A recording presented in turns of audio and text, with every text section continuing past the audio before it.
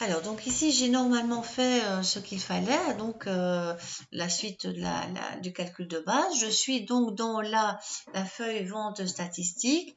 J'ai à peu près tout fait, sauf l'entête et le pied de page. Donc là, on ira dans mise en page. Éventuellement, bah, si vous avez envie, rien ne vous empêche de passer en paysage, hein, ça peut être sympa. Mais de toute façon, ici, la consigne demande de mettre votre nom et date du jour dans l'entête à gauche. Donc, on met son nom. Voilà. Et on va mettre, je fais un Enter évidemment, on va aller mettre la date du jour. La date du jour, ici, voilà, voilà. Ok, je clique sur OK. Je pense que c'est bon. On ne le voit pas, ça vous le savez, mais sinon vous pourriez aller dans Calque pour faire un peu le fait de visionner la mise en page, éventuellement. On en reparlera.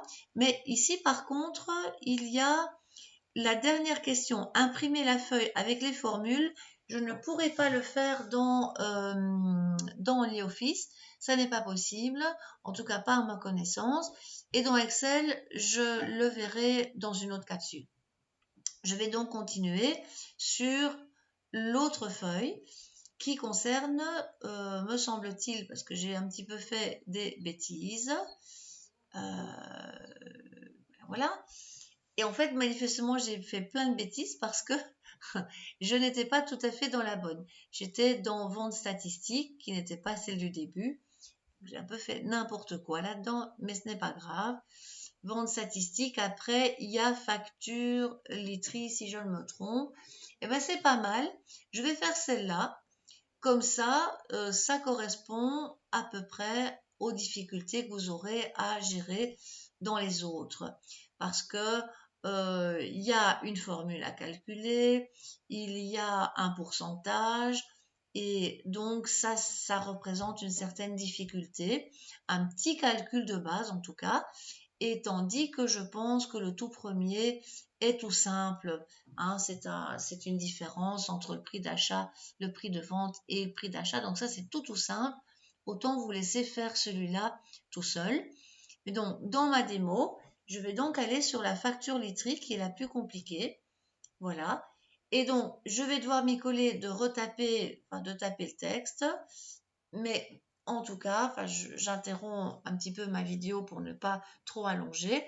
Vous tapez, comme d'habitude, le tableau dans la cellule A1. Je suis un petit peu distraite ici, il me semble. Donc, vérifiez qu'on démarre bien en A1. C'était pas plus mal que je le dise pour le vérifier. Et donc, on tape produit, produit, sommier électrique, avec vraiment en essayant de le faire bien parce que là c'est pas top. Sommier électrique, voilà. Sommier, alors ça c'est pas mal, il le retape, donc on peut recliquer une fois et mettre l'autre mot, voilà. Peut-être encore une troisième fois sommier. On aurait pu d'ailleurs le recopier, faire un copier-coller. Voilà. Eh ben, on va être plus malin ici. Matelas, laine. Si je tape MA, il me repropose. Je clique une fois, je vais aller effacer et mettre ressort. Voilà. En même temps, ça ne m'arrange pas trop. Il n'a pas mis la majuscule. Ouais. Et alors, édredon.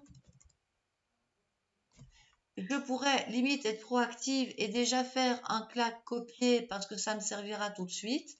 Parce que je vois qu'il y a quand même un édredon qui arrive dans la suite. Donc là, je pourrais faire un coller et mon édredon sera tout de suite mis comme je veux.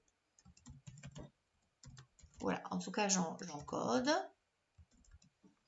Ici, c'est l'occasion de montrer le gros piège, mais alors vraiment énorme, c'est que on a l'impression que si on a tapé, que la colonne B ne sert à rien et que on est tenté un peu hypocritement de dire ouh là là, on n'a rien vu, on va aller sur le C. Eh ben non, pas du tout. Vous allez élargir la colonne du A parce que sinon, ça sera pas simple, enfin, ça sera pas un bon tableau bien structuré. Les nombres, on les tape comme ça brut, donc 125, 89, 125. Bon, limite, là encore, si on avait plusieurs fois les mêmes valeurs, on pourrait le faire en copier-coller, mais là, je continue. 59 et 29. Ok. Qu'est-ce que je dois encore mettre ici? Ce serait peut-être pas mal d'être structuré et de taper les titres. Je suis un peu déstructurée justement. Donc, solde, prix soldé, quantité et encore le à payer.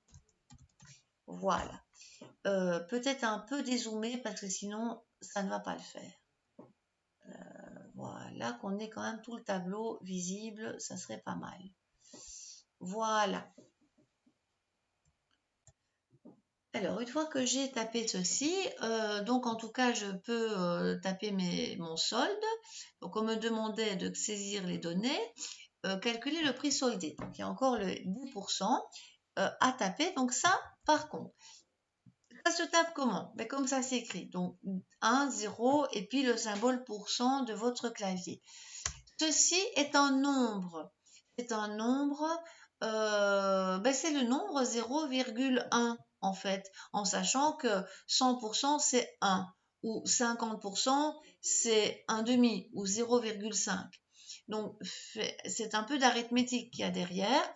Et je signale au passage, parce que je n'ai pas encore beaucoup appris ou je n'en ai pas du tout parlé, c'est qu'il y aura une façon tout à fait intéressante de reconnaître les nombres des textes dans un tableur, c'est que par défaut, donc sans qu'on fasse quoi que ce soit, il va aligner les nombres à droite, comme les pourcents d'ailleurs, hein, les pourcents sont des nombres, c'est juste une façon de les avoir écrits, mais j'aurais pu parfaitement écrire 0,1, 0,05, 0,12, etc.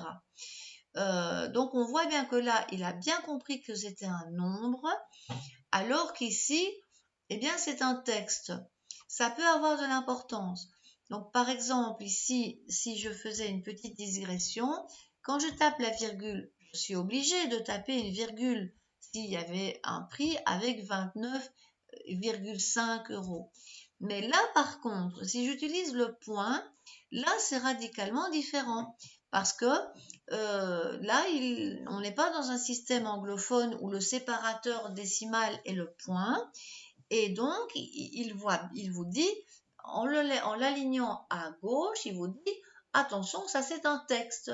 Et ça ne va pas du tout bien fonctionner si je le mettais dans une somme. Je vais vous montrer ça.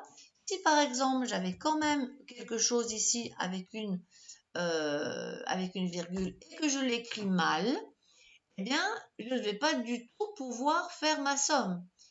Ici, par exemple, je vais faire la somme. Voilà. Alors, il va peut-être avoir pas pris tout en compte. Je ne sais pas. Ou alors, curieusement, il l'a pris. Mais dans Excel, en tout cas, il aurait fait une erreur. Donc, attention à ça. Ça peut être vraiment un souci. En fait, il ne l'a pas prise. Maintenant que je le vois, il n'a pas pris la valeur. Donc, effectivement, il n'a pas tenu compte. Il a fait tout sauf ça. Donc, attention, ça veut vraiment bien dire que c'est un texte. Voilà, donc ça, c'est une chose. Alors, je continue sur ma lancée.